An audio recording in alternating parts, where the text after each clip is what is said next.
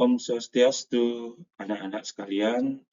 Hari ini Pak Agus ingin membagikan materi Agama Hindu semester 2 kelas 6 SD. Untuk materi kali ini kita membahas tentang Sadripu, Trirana, dan Pancawida. Sebelum itu, Pak Guru minta tolong agar membantu channel Pak Guru ini agar lebih berkembang dengan cara tolong di-subscribe, di-like, lalu di-komen ya. Boleh di-share ke teman-teman yang membutuhkan materi tentang agama Hindu semester 2 kelas 6 SD ya. Oke, materi yang pertama yaitu Sadripu, anak-anak. Sadripu berasal dari bahasa Sanskerta, dari akar kata Sad dan Ripu. Sad yang berarti 6 dan Ripu yang berarti musuh. Jadi Sadripu adalah 6 jenis musuh yang terdapat dalam diri manusia. Jika ada pertanyaan nanti, apa itu 6 jenis musuh yang terdapat dalam diri manusia? Jawabannya pasti Sadripu, tinggal dibalik. Kita lanjut materinya. Yang kedua adalah bagian-bagian dari Sadripu. Bagian-bagian dari Sadripu dari tadi kita menjelaskan bahwa Sadripu ada 6, otomatis bagian-bagiannya juga terdapat ada 6. Yang pertama adalah Kama, yang kedua Loba, yang ketiga Kroda, yang keempat Moha, yang kelima Mada, dan yang keenam Matsarya. Yang pertama Kama, kita bahas dulu yang Kama. Kama artinya hawa nafsu atau keinginan yang negatif, keinginan yang tidak terkendali. Semisal anak-anak yang sudah punya HP atau handphone, karena terbawa kama yaitu hawa nafsu, ingin mengganti HP-nya lebih bagus lagi, sudah punya satu, ingin tambah lagi satu lagi biar punya 2 HP. Begitu pula dengan hal-hal lainnya seperti pakaian, sudah punya baju bagus, lihat di toko, pengen rasanya punya baju itu, atau buku bagus, sudah masih bagus, masih bisa dipakai menulis, tapi karena hawa nafsu kita tinggi, ingin rasanya punya buku lagi, dan belanja, beli-beli, jadinya terbawa oleh kama atau hawa nafsu. Sadripu yang kedua adalah loba. Loba yang artinya tamak, rakus.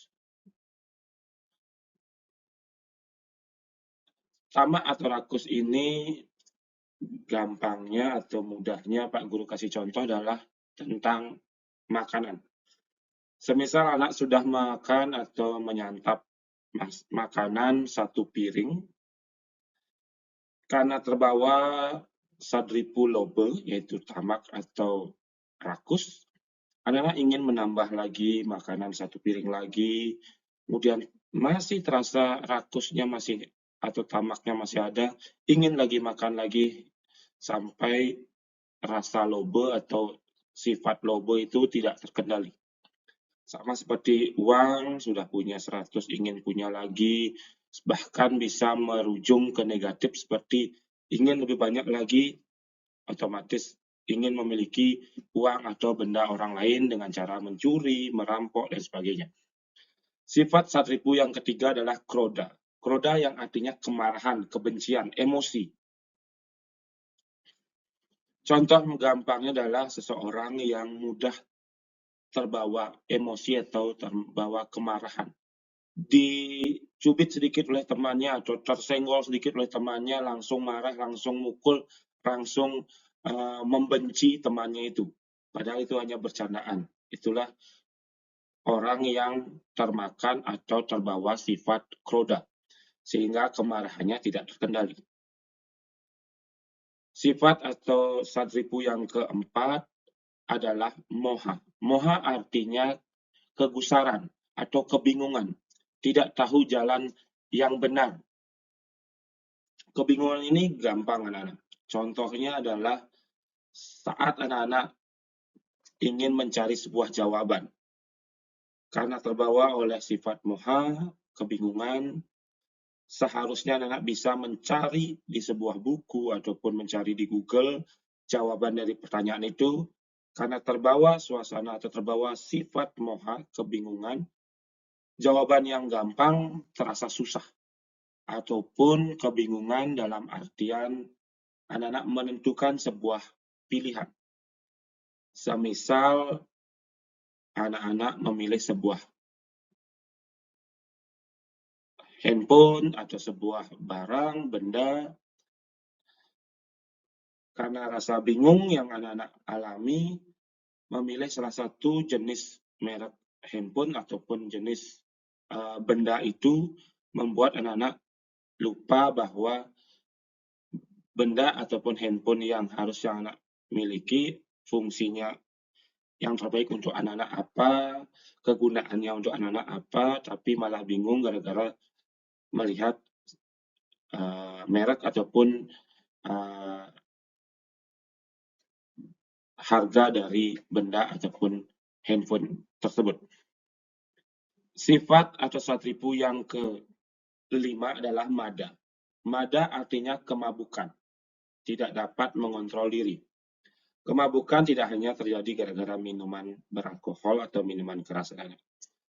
Kemabukan bisa terjadi gara-gara orang itu mabuk akan kepintaran, yang membuat dia menjadi sombong. Mabuk karena kecantikan, mabuk karena ketampanan, mabuk karena kekayaan.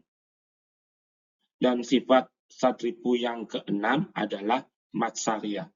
Matsarya artinya iri hati atau dengki, iri melihat orang lain bahagia dan senang melihat orang lain menderita. Gampangnya dalam satu contoh adalah ada teman kita di kelas mendapat juara 1 atau ranking 1, karena sifat matsarya dalam diri kita membuat kita menjadi iri dari teman kita. Bahkan negatifnya kita bisa berbuat hal-hal yang tidak baik kepada teman kita. Misalnya menfitnah dia, menjahati dia, mensabotase ulangan dia agar nilainya jelek, sehingga hal-hal negatif, hal-hal yang tidak baik akan terjadi diakibatkan oleh rasa iri. Iri melihat adik mendapatkan uang dari orang tua mungkin lebih banyak, atau iri mendapat kakak mendapatkan hadiah dari lomba yang dia menangkan. Hal ini bisa membuat tindak laku atau perbuatan negatif yang bisa anak-anak lakukan jika matsaryanya dalam diri anak-anak semakin tinggi. Itu adalah bagian-bagian dari satripu. Jika ada yang menanyakan, contoh ini Pak Guru kasih sebuah pertanyaan. Jika ada yang menanyakan apa itu hawa nafsu dalam satripu, anak-anak tinggal balik saja, jawabannya adalah kama. Jika ada yang tanya apa itu kama, artinya adalah hawa nafsu.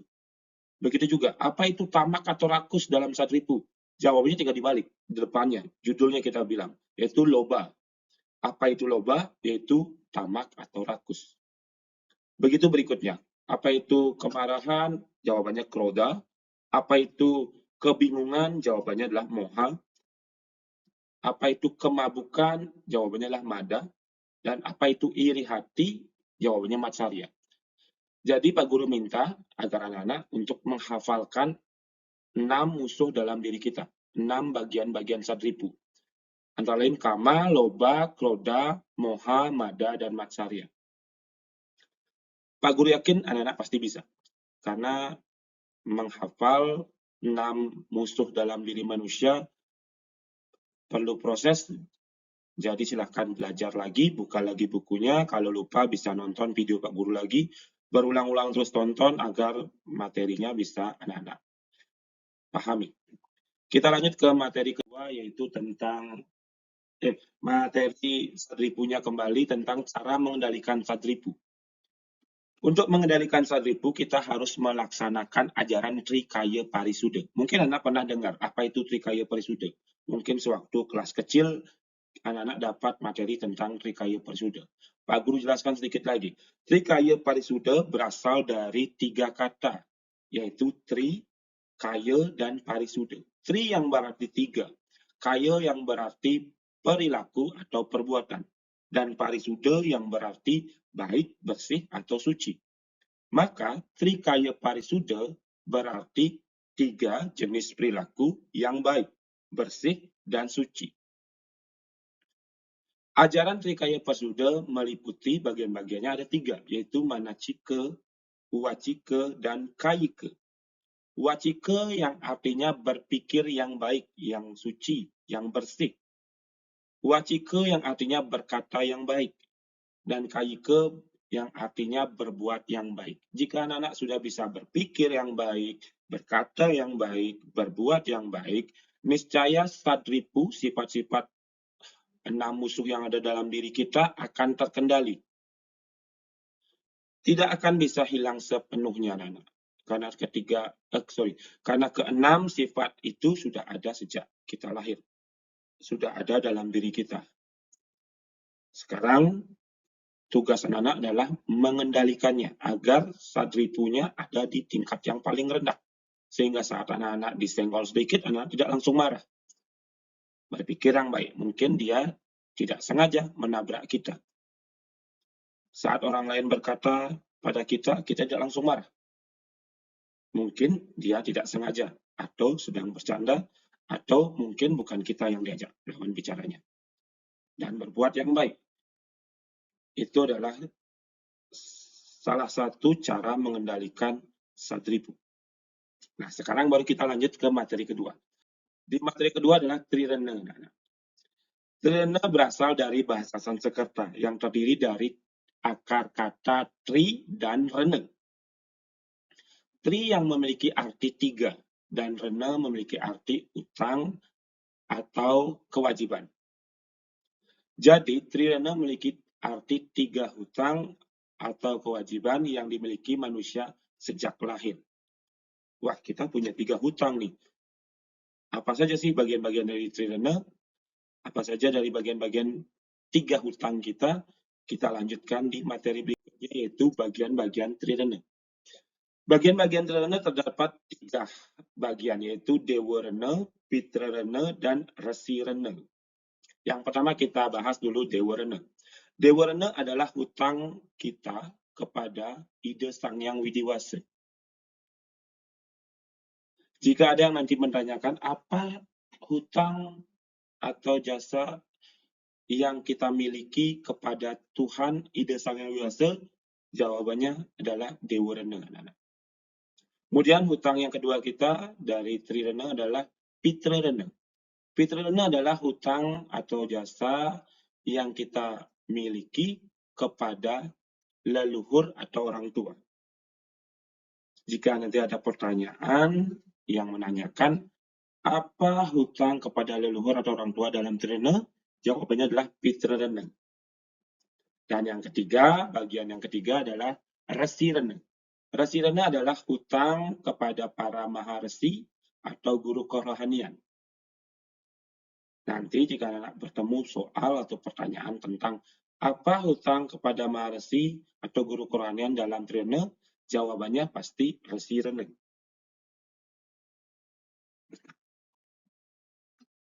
Di dalam Pitra Rena terdapat yang namanya Pancawida, anak. Pancawida memiliki arti yaitu 5 jasa orang tua. Jika ada yang bertanya, apa itu 5 jasa orang tua? Jawabannya adalah Pancawida. Ada bagian-bagiannya jelas. Ada 5 dari Pancawida. Yang pertama adalah Ametuaken. Ametuaken adalah telah berjasa melahirkan putra dan putrinya. Jadi orang tua itu memiliki jasa, yaitu telah berjasa melahirkan kita sebagai anaknya ke dunia ini dengan selamat. Jika ada yang bertanya, apa itu jasa orang tua yang melahirkan kita? Jawabannya pasti Ametuaken, anak-anak. Yang kedua, jasa orang tua kita adalah Metulung Urip. Metulung Urip adalah jasa orang tua yang telah berjasa menolong jiwa anak-anaknya dari mara bahaya. Contohnya, saat anak terjatuh, orang tua cepat-cepat untuk mengobati ataupun menolong anak-anak. Saat anak-anak mengalami panas ataupun sakit, orang tua cepat-cepat mengobati atau mengajak anak-anak ke dokter. Itu salah satu dari jasa orang tua yang menyelamatkan anak-anak. Memberikan rumah agar anak-anak tidak kehujanan, agar tidak tersengat matahari. Itu juga menolong dari bahaya. Tidak terkena petir, tidak terkena angin. Itulah jasa orang tua kita. Jika ada yang bertanya, jasa orang tua yang bisa menolong anaknya dari mara bahaya, jawabnya adalah metulung urip anak-anak. Kemudian jasa orang tua kita yang ketiga adalah maweh binojana atau maweh bojana. Adalah jasa orang tua yang telah memberikan makan dan minum pada anak-anaknya sehingga tumbuh dengan sehat. Jadi jika ada pertanyaan tentang apa jasa orang tua yang memberikan kita makan dan minum, tentu jawabannya adalah maweh binojana atau bijodana. Yang keempat, jasa orang tua adalah anyangaskara. Anyangaskara adalah jasa orang tua yang telah berjasa membuatkan upacara keagamaan. Upacara keagamaan di sini adalah upacara keagamaan agama Hindu seperti dari kecil anak-anak sudah diupacarai. Salah satu contohnya adalah otonan, kemudian mentatah atau potong gigi, kemudian sampai anak-anak menikah, pawiwahan. Upacaranya semua adalah jasa dari orang tua kita. Jika ada pertanyaan adalah apa jasa orang tua dalam membuat atau membuatkan anak-anak upacara keagamaan, jawabannya adalah anyangaskara. Baik, yang terakhir adalah jasa orang tua yang kelima, yaitu mangupadhyaya. Mangupadhyaya adalah jasa orang tua yang telah membimbing dan mendidik dan menjadi pendidik pertama dan utama bagi anak-anak. Orang tua telah mengajarkan kita caranya melangkah, berjalan, lari, makan, minum, menggunakan pakaian, hingga hidup seperti anak-anak sekarang. Tiada lain, itulah jasa dari orang tua kita, orang tua anak-anak. Tanpa ada orang tua anak-anak, baik itu orang tua kalian yang telah berjasa memberikan kita pelajaran-pelajaran yang pertama sebelum pelajaran yang Pak Guru atau Ibu Guru berikan di sekolah. Jika ada pertanyaan, apa jasa yang memberikan pendidikan kepada kita dalam Pancawida, jawabannya pasti mangupadhyaya. Pak Guru juga berpesan agar anak-anak menghafalkan juga tentang Pancawida, karena agak sedikit susah dalam pengucapan Sansekertanya dari kelima bagian dari Pancawida. Antara lain Amatwaken, Metulung Urip, Maweh Binojana, Anyangaskara, dan Mangupadhyaya. Saran Pak Guru adalah anak-anak membuka kembali bukunya, lihat kembali, baca lagi, bisa tandai dengan pensil ataupun pulpen anak-anak tentang materi Pancawida. Baik anak-anak, itu saja dulu materi Pak Guru tentang Sadripu, Trirana, dan Pancawida. Pak Guru ucapkan terima kasih sudah menonton video ini. Jangan lupa tolong di-subscribe channel Pak Guru, di-like, kemudian di-share jika anak-anak berkenan, membantu Pak Guru untuk membangun channel Pak Guru menjadi lebih baik lagi. Akhir kata Pak Guru tutup materi hari ini dengan mengucapkan Parama Santi. Om Santi Santi Santi Om. Terima kasih.